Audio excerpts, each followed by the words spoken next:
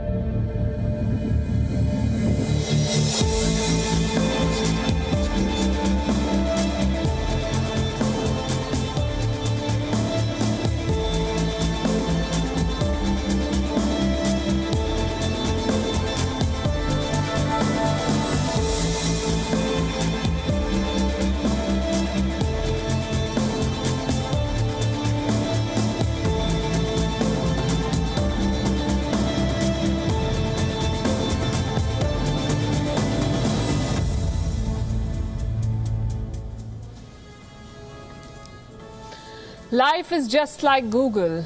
You just need to know what you're searching for. You may have read this. Or this one. The best place to hide a dead body is the second page of Google search.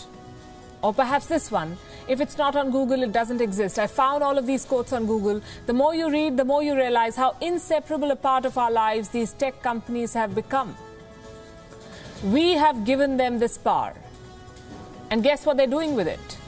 Threatening governments, issuing ultimatums that they will shut Google search or not allow users to share links on Facebook. How did things come to such a pass? Because Australia wants Google and Facebook to pay for content, to pay for news that they don't generate themselves. Well, these companies don't want to pay any money. What happens in this case, in this conflict, will set the course of how the world deals with tech monopolies. On Gravitas tonight, we'll tell you how this clash is shaping our digital future. Also on the show, China's virus surge continues. Mass testing has failed to control the spread. Draconian lockdowns have been extended to more regions. We'll bring you a daily update. Europe's vaccination drive has hit a Pfizer roadblock.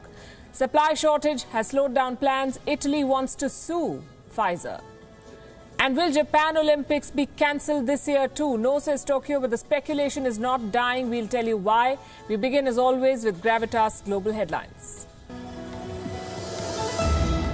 India begins the commercial export of COVID-19 vaccines with the first consignment shipped to Brazil. India is also shipping a commercial consignment to Morocco today. In a tweet, the Brazilian President Bolsonaro thanked Prime Minister Narendra Modi for the vaccine consignment. The Islamic State group has claimed responsibility for a twin suicide bombing that killed 32 people and wounded 110 at a crowded market in central Baghdad on Thursday.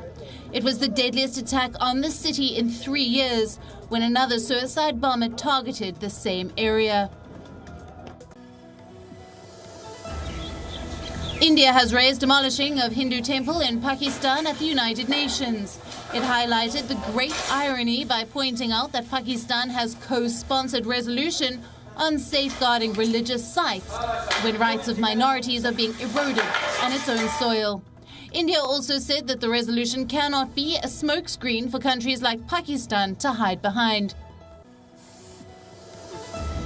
According to reports, a new form of African swine fever identified in Chinese pig farms is most likely caused by illicit vaccines. This is a fresh blow to the world's largest pork producer, still recovering from a devastating coronavirus pandemic. 2 new strains of African swine fever have infected more than 1,000 sows on several farms owned by China's 4th largest producer. The Central African Republic has announced a 15-day emergency as armed groups try to blockade the capital, Bangui, in a bid to topple newly re-elected President Faustin Archange Touadera. Meanwhile, attacks on supply convoys by militia groups and their political allies, including former President Francois Bozize, are risking supplies of food, medicine and resources for services such as hospitals. The Central African Republic has announced a 15-day emergency as armed groups try to blockade the capital, Bangui, in a bid to topple newly re-elected President Faustin Archange Touadera. Meanwhile, attacks on supply convoys by militia groups and their political allies, including former President Francois Bozize, are risking supplies of food, medicine and resources for services such as hospitals. A Norwegian parliamentarian has nominated fact-checkers for this year's Nobel Peace Prize. Announcing the nomination on Twitter, Trine Skei Grande, a former leader of Norway's Liberal Party, specifically proposed the International Fact-Checking Network, IFCN, for the famous Peace Prize.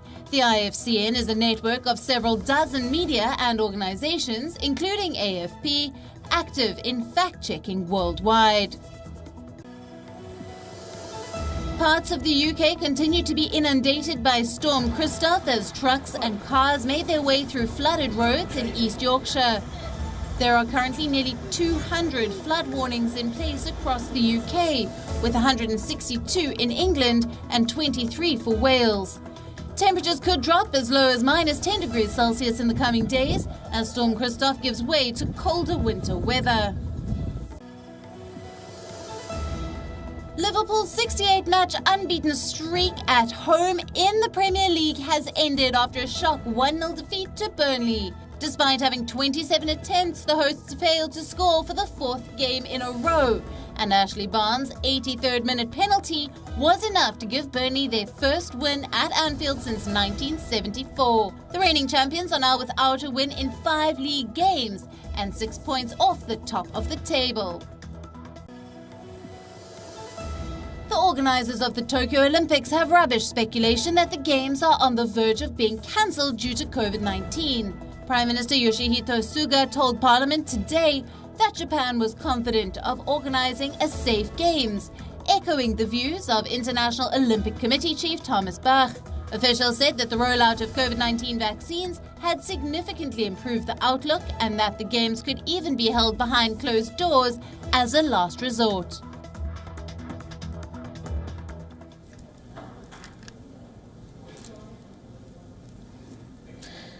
Find yourself, everything else is on Google. You may have read this on memes and t-shirts. It's not a joke anymore. It is our reality. Can you live without Google? 2 decades back, we did, all of us. But now it seems almost impossible.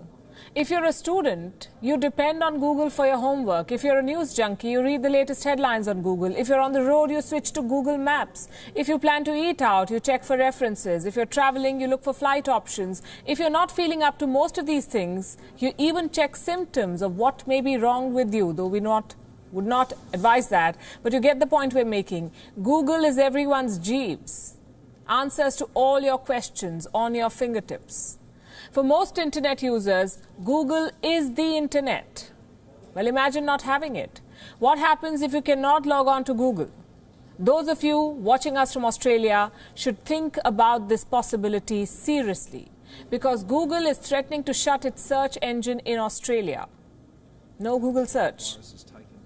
It is trying to bully and blackmail the government of Australia. Let me tell you the story from the beginning. Australia, the government, wants Google to pay for news. The news that you read on Google, but is not created by Google.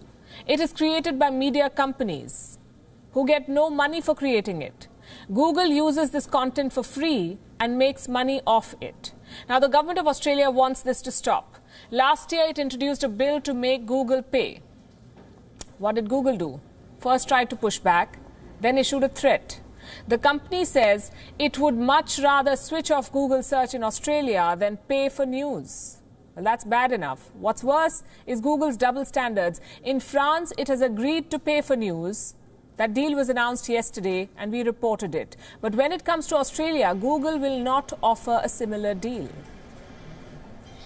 If this version of the code were to become law, it would give us no real choice but to stop making Google search available in Australia.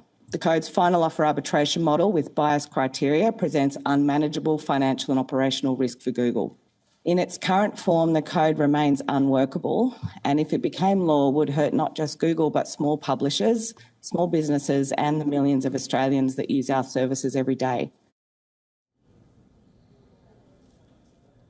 It's not just Google that's threatening Australia. Facebook too has issued an ultimatum. This new Australian law affects Facebook as well. They will have to pay for content. So Facebook does not want to do that, of course. Instead, it has vowed to block users from sharing links on Facebook. Clearly, these two companies have ganged up on Australia. The government has refused to relent in the face of these threats. Prime Minister Scott Morrison slammed big tech companies and rejected their latest demands. Australia makes our rules for things you can do in Australia. That's done in our parliament. It's done by our government. And that's how things work here in Australia.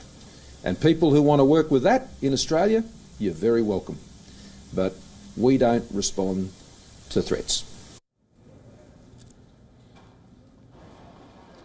So this is what Australia is facing, big tech bullying. Why should you care if you do not live in Australia? Because tomorrow it will be about you and your country. The monopoly of tech giants is not limited to one country. This story is not just about Australia or the journalists working in Australia. This story is about setting a precedent for the whole world if Australia pushes this new law. If Australia forces big tech to pay for news, it will set an example for the rest of the world. Other countries could bring in similar laws, and these tech giants know this, which is why they're trying so hard to stop Australia. They have so much to lose. Big tech now dominates the global advertising market. It dominates global advertising revenue. Look at this graph now. There are 9 companies on the list that you see. The top 2 companies are tech giants, Google and Facebook, earning well over $180 billion combined in 2019, $180 billion. Twitter is on number 5 with close to $3 billion in earnings. The rest are traditional media companies. Their earnings are way less than $10 billion. Big tech dominates this market, as I said. And they do it on the back of free content. Google or Facebook pay nothing to the publishers for their stories. They just make money off free content. Google made $4.7 billion from news websites in 2018. According to one claim, this was almost as much as the revenue of the entire online news industry in America. Google alone was making that kind of money. Google has called these numbers inaccurate, but a growing number of governments and stakeholders are now convinced that big tech is profiting off free content. With more people going online, governments around the world believe it is time for tech giants to pay.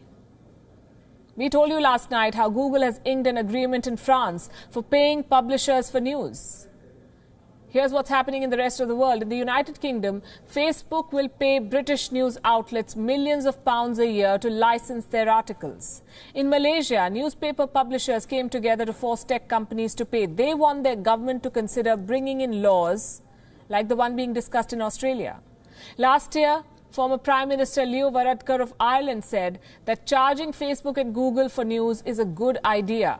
In 2019, the European Union approved new copyright laws for the internet. These changes gave rights to news publishers, musicians, script authors to negotiate payments with Google and with other tech giants.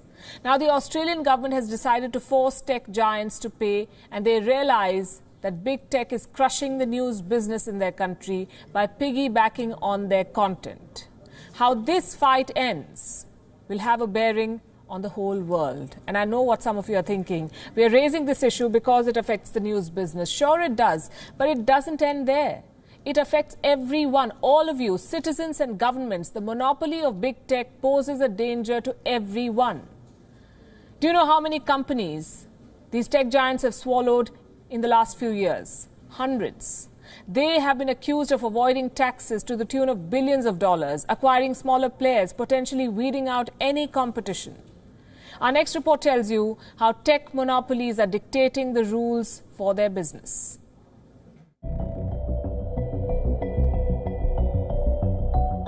For 4 years, the tweets of Donald Trump dictated headlines worldwide. By using Twitter, Trump was able to bypass the traditional media, evade their critical questions, even incite a mob that would storm the US Capitol.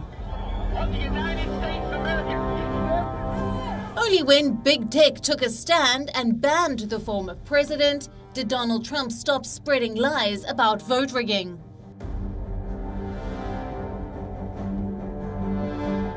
What does this tell you about the power of tech giants? They influence the hearts and minds of voters worldwide. They do not consider themselves the media. They call themselves tech platforms, but they profit from the media. In 2020, the pandemic shut down the world and shuttered many businesses. But big tech firms remained immune to the virus, earning big money from a combination of revenue streams. Tech giants added more than $160 billion to their market value last year. The news industry is bleeding money. According to PricewaterhouseCoopers, the global newspaper industry's combined advertising and circulation revenue will fall drastically from $108 billion in 2019 to $86 billion in 2024. Tech companies are leveraging a major shift in user habits. People turn to social media for breaking news now. And digital news feeds have replaced the front pages of newspapers. How does big tech pull this off?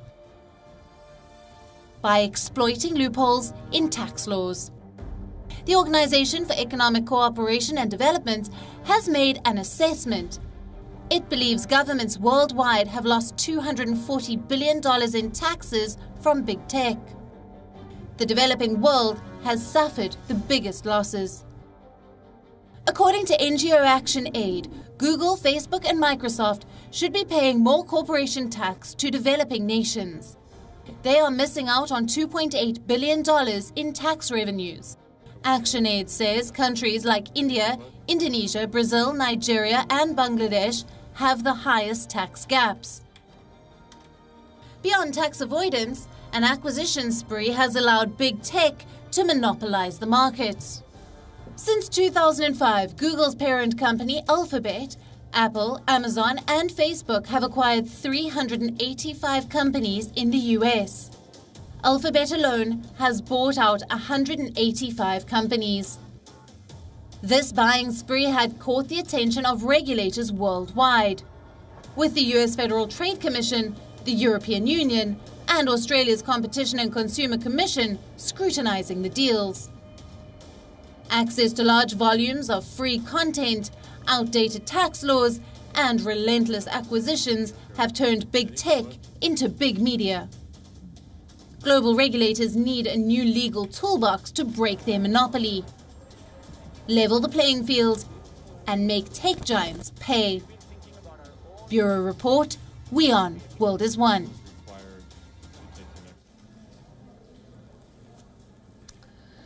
India is the world's second biggest online market. 743 million Indians use the internet. That's twice the size of America's market. The number is unmatched by any country except the neighbor provoking in Ladakh. India's market potential is no secret. When internet exploded in the country in the first half of the century, Silicon Valley CEOs rushed to India to profit from the market. Today, at least 241 million Indians are on Facebook, 241 million. The company's revenue grew 43% in FY20. Google's profit increased 24% in FY20. India is home to the world's largest digital literacy program. But here's the problem. In India, tech companies have a free run. There is no awareness or concern about the threat being posed by big tech. India is doing nothing to regulate them, to check their antitrust approach, their anti-competitive behavior, or to break their monopoly. For the longest time, the Indian consumer's approach has been this: if something is for free, then where's the harm? Well, we'll tell you why free is not always good and why free can sometimes be a misnomer, as in this case. But first, to what the government is doing about the threat being posed by big tech, or not doing, more like. In December 2019, India finally introduced the Data Protection Bill. 1 year on, that bill is still gathering dust. Even if it was passed, it may not have been able to address real problems. India needs laws that can identify loopholes and plug them. India needs laws that can be applied and enforced. Laws that have provisions for exemplary punishment. Let me give you an example. In 2018, India's Competition Commission probed Google. What for? For abusing its dominance online. The complaint was filed by Consim Info, the parent company of a matrimonial site. Well, Google was found guilty in this case. It was fined 136 crore rupees. Google appealed, and by all accounts that we've been able to access, Google has not paid this fine. Nor has it fixed its ways. It is still playing unfair in India. India's Competition Commission has also not been able to do much to check the monopoly of big tech. Silicon Valley companies have abused India's regulatory gaps. They have built a wall of opacity and untouchability around them. There is no clarity on any of their policies. Here's another example. Twitter India had temporarily blocked the account of India's Home Minister Amit Shah in November 2020. India's Parliamentary Standing Committee on Information Technology recently quizzed Twitter about this. The tech giant reportedly said the minister's account had to be blocked because of a copyright issue with a picture. Well, earlier it had said that there was a quote-unquote inadvertent error under its copyright policies. What is India doing to ensure that Twitter fixes that policy, that big tech does not infringe on someone's rights? By the end of the grilling session, India's lawmakers agreed to this. This country does not have the laws that it needs. The country's existing laws need to be updated, which is something that we have been saying on this show for a long time now. India needs laws that are proactive, not reactive. India's Central Bureau of Investigation has booked Cambridge Analytica and Global Science Research Limited. Why? For illegally harvesting data of Indian users. The data theft was authorized by Facebook. Nearly 6 lakh Indian Facebook users are expected to have been hit in this data theft. And I'm not surprised. You know, all of this could have been avoided if India had the necessary frameworks in place, like I said, laws that are preventive. You saw what happened with WhatsApp in India. Why did its parent company, Facebook, not dare to think of a similar privacy policy for Europe? The answer is Europe's tough law, the GDPR. We've been telling you about this. The General Data Protection Regulation, GDPR. India has nothing like it. It should. I'll give you one more reason why India needs such a law. Illiteracy. Do you know why? The fake news and hate speeches that cannot be spread in letters are being circulated through videos. Mediums like WhatsApp have penetrated every layer of Indian society, and they have now become a threat. Here's why else India must come up with regulation to prevent corporate abuse of power, to prevent bundling of products, to ensure made in India companies are not booted out of the market or acquired by the big four. The pandemic from China has forced more companies and consumers to go online. The World Wide Web is not the future anymore. It is the present. India needs to keep up with this digital reality and do what needs to be done to ensure digital India is safe. Meanwhile, in China, the situation is going from bad to worse. The Wuhan virus is spreading. The latest outbreak has now reached Shanghai. Hong Kong has gone into a lockdown, while in Hebei, more than 30,000 people, you heard that right, 30,000 people have now been moved to quarantine centers. Our next report brings you the latest update. There's panic in Hong Kong. The latest outbreak of the Wuhan virus has forced local officials to take drastic measures. Hong Kong is locking down more than 150 residential buildings in a district. More than 1,700 police and disciplinary officers have been asked to enforce these restrictions after 70 people tested positive for the Wuhan virus on Thursday. This is China's worst outbreak since the pandemic began. Out of the 61 cases, 6 of which are imported cases, 55 are locally transmitted cases. For local cases, 26 of those are of untraceable origin. 13 of those are in Yao Sim Mong district, and the 5 cases came from the designated area in Jordan. And new hotspots are now being discovered every day. Mass testing is back in central Beijing, where China has ordered around 2 million people to take a compulsory nucleic acid test. Shanghai is the latest city to report an outbreak. 6 people have tested positive. All of them were found in one of the most populous areas of Shanghai. But the bigger challenge is in rural China. The Chinese press says strict guidelines are being imposed in villages. But weaker testing capabilities and an overreaction from local authorities could make the situation worse. Hebei was the original epicenter of this latest outbreak. Its capital, Shijiazhuang, now resembles Wuhan, where large hospitals and quarantine centers were built after the first outbreak of the Wuhan virus. There are now almost 460 quarantine centers in Shijiazhuang. Close to 35,000 people are being kept here. They undergo a test every 2 days. But mass testing is still unable to contain the virus.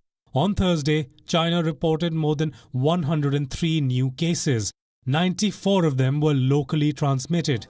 There are close to 1,700 active cases. 80 patients are critical. These are the official numbers.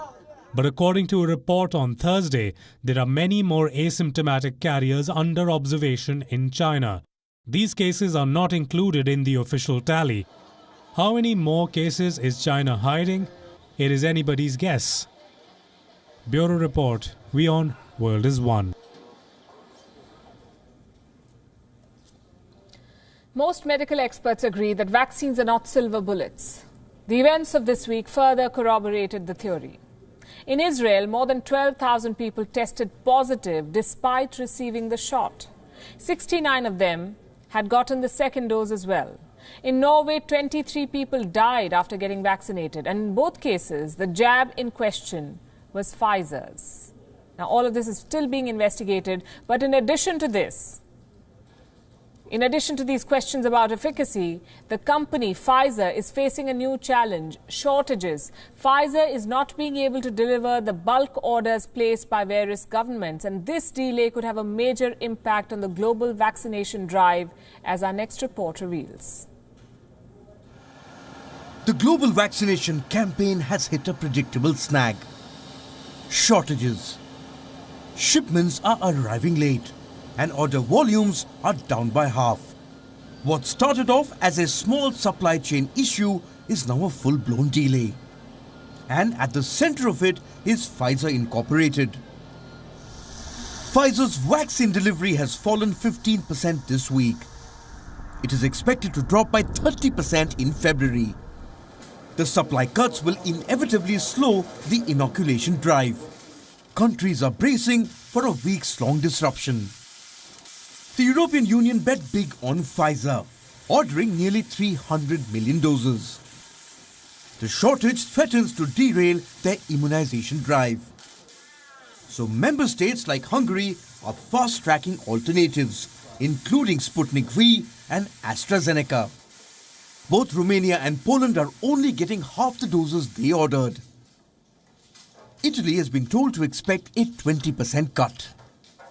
In response, the government is planning to sue Pfizer. Europe's vaccination drive, which was off to a rapid start, has now slowed to a crawl. So what's stalling Pfizer's production chain? The company claims it's part of a new plan to increase output. It is renovating a factory in Brussels to produce more doses. In the meanwhile, output was expected to fall. But the disruption is lasting longer than expected. Countries simply can't afford to wait, especially with the emergence of potent virus mutations. Pfizer's vaccine is delivered in 2 doses. The second one is key to developing complete immunity. The delay means there is risk of people not getting their second dose on time. Elsewhere, Canada will not get even a single dose of Pfizer's vaccine from next week. It's another blow to the country's already dismal rollout. but authorities are confident that supply will pick up. Pfizer estimates that the deficit will even out by next week. The pace of the vaccination drive is crucial to taming the pandemic. Momentum is key in the race to herd immunity. Delays, even temporary ones, can set the vaccination program back by weeks. Bureau Report, WION World is One. He may be out of office, but he's certainly not out of troubles. Donald Trump's cloak of protection afforded by the presidency is largely gone. It's just been 2 days and his enemies seem to be lining up for a shot.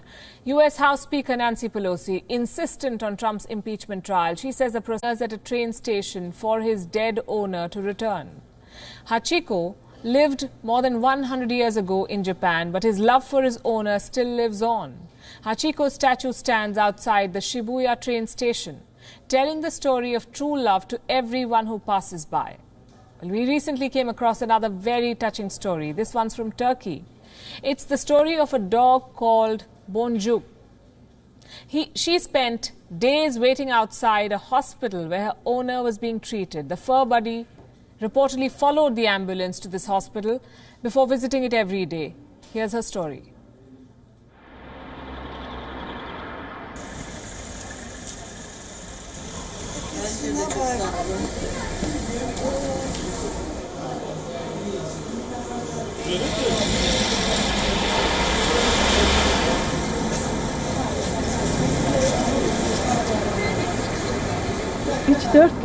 She runs away from the home and comes here all by herself.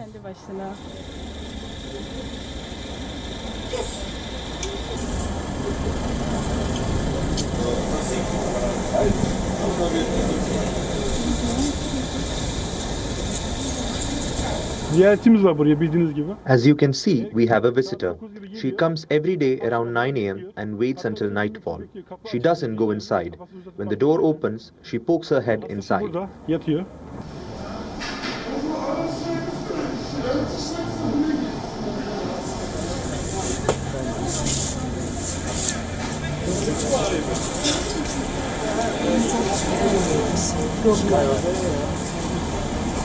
She's very used to me, and I miss her too.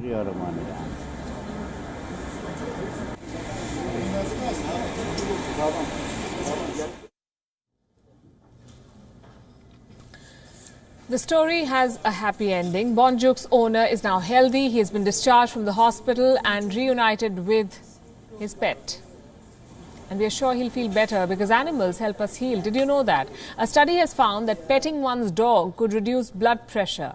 Another says that dog owners have a lower risk of heart disease. As early as 1980, one research found that heart attack patients lived longer if they owned pets, from dogs to cats, birds, horses and fish.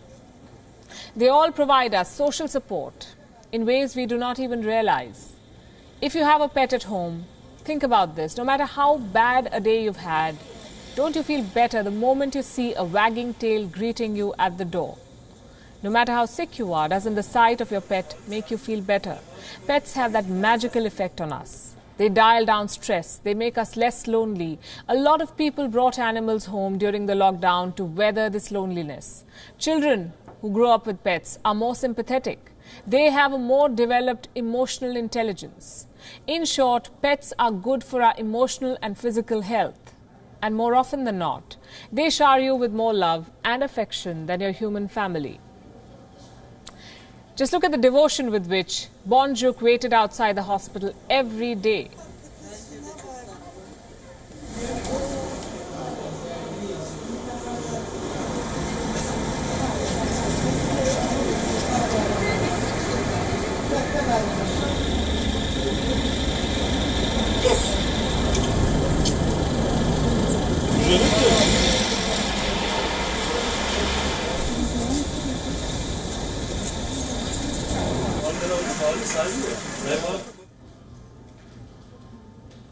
If Boncuk's story sparks a conversation at the dinner table about getting a pet, then let me give you some advice.